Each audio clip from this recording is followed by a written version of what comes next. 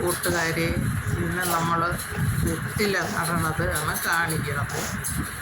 വെറ്റില നമുക്ക് ചട്ടിയിൽ നടന്നതാണ്. മറ്റത് ഞാൻ വേറെ തെങ്ങിൻ്റെ മുട്ടിൽ മാവിൻ്റെ മുട്ടിലൊക്കെയാണ് നട്ടേക്കുന്നത്.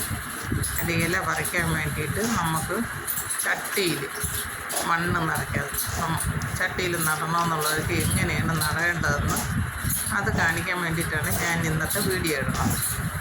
അതിനു വേണ്ടി മണ്ണ് ഒരുക്കിയതാണിത്.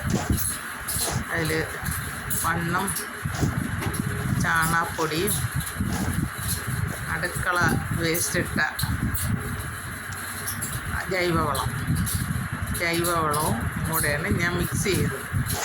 ഇതിൽ വളമൊന്നും ഞാൻ അങ്ങനെ ചേർത്തില്ല. ഇത് ചാണകപ്പൊടിയും ജൈവവളം മാത്രമേ മിക്സ് ചെയ്തിട്ടുള്ളൂ. വെറ്റില വള്ളി കൊണ്ട് വെച്ചേക്കാണ്. ഇനി നമുക്കതിനെ കട്ട് ചെയ്തെടുക്കാം. ആ ഓരോ കട്ട് ചെയ്തെടുക്കണമെന്ന് പറഞ്ഞാൽ അതിൻ്റെ ഓരോ മുട്ടിൻ്റെ ഭാഗം വിട്ടിട്ടാണ് നമ്മൾ വെട്ടിയെടുക്കുന്നത്. അതിൻ്റെ മുട്ട് മണ്ണിൽ ഇരുന്നാലാണ് അവിടെയാണ് വേര് വരണം. ആ കണക്കിനാണ് വെട്ടി എടുക്കുന്നത്.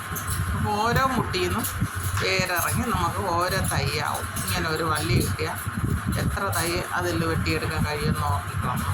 ഇങ്ങനെ വെട്ടിയെടുത്ത് അതാണ് നമ്മളിപ്പം ഇനി ചട്ടിയിലോട്ട് നടണം. ഇങ്ങനെ നട്ട് നമുക്ക് വെള്ളം ഒഴിച്ച് വെച്ചാൽ മതി. ഇതിലൊരു പാടുമില്ല. നമുക്ക് എളുപ്പം ഇതിൻ്റെ തൈ പിടിപ്പിച്ചെടുക്കാൻ നല്ലതാണ്. ഇതൊരു വീട്ടിൽ നമുക്ക് അത്യാവശ്യമുള്ളതാണ്. ഈ വെറ്റില എന്ന് പറയണത് നമ്മൾ ആവശ്യത്തിന് ജലദോഷം വരുമ്പോഴത്തേക്ക് കാപ്പിയിട്ട് നമ്മൾ ഈ തുളസി ഇലയും ഞവര ഇലയും ഒക്കെ ഇടുന്ന കൂട്ടത്തിൽ നമുക്ക് ഈ 2 വെറ്റയും കൂടെ ഇട്ടിട്ട് പെട്ടെന്ന് കഫം പോകാൻ പറ്റിയ മരുന്നാണ് വെറ്റില. എൻ്റെ കോഴിക്കുഞ്ഞുങ്ങൾ ബ്രോയിലർ കുഞ്ഞു കിടക്കുമ്പം അവർ കോഴിക്കുഞ്ഞു കൊണ്ട് വരുമ്പോഴത്തേക്ക് പറയും 5ാമത്തെ ദിവസം 1000 കോഴിക്ക് 10 വെറ്റ 1 ഇല കരിപ്പൊട്ടിയും കൂടെ ഉരുക്കി വെള്ളമായിട്ട് ഈ കുഞ്ഞുങ്ങൾക്ക് കൊടുക്കാൻ പറയാം. അങ്ങനെയാണ് ഞാൻ അതിൻ്റെ വെറ്റയുടെ ഗുണം മനസ്സിലാക്കിയത്. പിന്നെ ഇപ്പം ഞാൻ ജലദോഷം വരുമ്പോഴൊക്കെ ഇതാണ് ഇട്ട് കൊടുക്കണം. ഉടനെ കഫം അറ്റുപോകും. നല്ല മരുന്നാണ് ഈ വെറ്റില.